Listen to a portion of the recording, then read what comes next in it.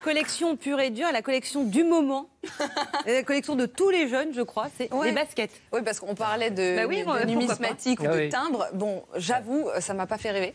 Donc je me suis un peu intéressée à ce que pouvaient collectionner les jeunes aujourd'hui. Spoiler, ce sont effectivement les baskets. Ah, pardon. C'est devenu... Fallait pas que je le dise. Ah non, c'est très bien, c'est très bien.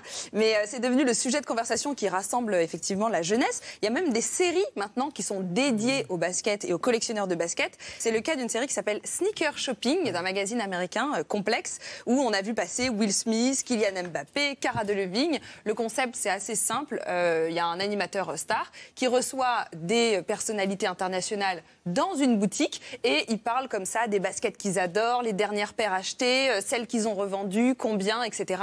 Ça permet de parler de culture, de leur style, de leur vie, de leur enfance, de plein de souvenirs. C'est assez marrant. Ça a commencé en 2011, ça a vraiment explosé en 2014 et là, en ce moment, c'est le show numéro 1 sur les baskets avec plusieurs millions de vues par vidéo. Et des vrais addicts.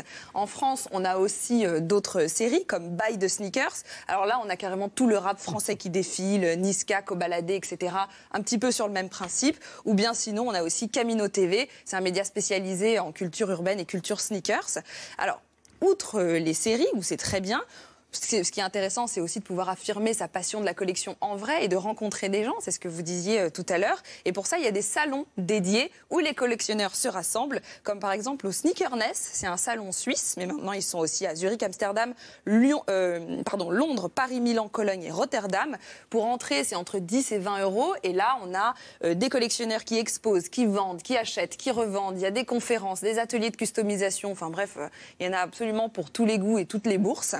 Et puis, justement, quand je parle de customisation, c'est l'un des thèmes que j'avais envie d'aborder. Parce que quand on collectionne, alors j'imagine que pour vous, il y a plus une idée de restaurer pour que ça ressemble le plus possible à ce qui était d'origine, en fait. Bah, pour les baskets, c'est un peu différent. On a envie de vraiment affirmer sa personnalité et donc d'avoir une paire unique. Il y a un petit studio japonais qui est en train de se faire remarquer qui s'appelle Recouture. Alors, eux, ils achètent des baskets qui coûtent assez cher et ils les mélangent entre elles. Donc, ils mettent la semelle d'une paire de Converse avec la semelle d'autres choses. Ça devient des paires uniques absolument sublimes. Et puis sinon, à Dubaï, il y a aussi un couple. Ils s'appellent Khaled Alfik et Sarah Boumedienne. Ils ont 24 et 21 ans.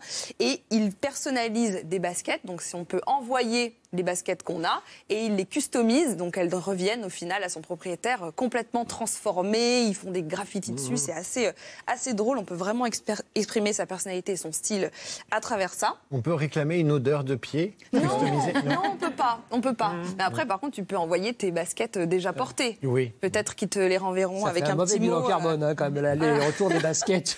Non, mais je voudrais option Minster. Non, on peut pas. Ouais, On peut pas. Non, c'est uniquement pour les couleurs et des jolis dégradés comme ça qui vont très bien sur Instagram. On ne sent pas sur Instagram. Et puis, on pourrait trouver le sujet un petit peu léger. Bon, les baskets, ça a l'air peut-être moins sérieux que la numismatique, je sais pas. Mais en tout cas, en juillet 2019, il y a eu la première vente aux enchères de Sotheby's. C'est un gros cabinet de vente aux enchères américain. À New York, ils ont vendu un lot de baskets très rares, donc 99 paires, pour 757 000 €. Dedans, il y avait à la fois des paires qu'on ne peut plus porter parce qu'elles sont trop vieilles, des éditions ultra limitées, des collections beaucoup plus récentes, etc. Donc, juste pour vous dire que on peut collectionner des paires de baskets et que surtout, ceux qui les collectionnent sont loin d'être à côté de leur pompe.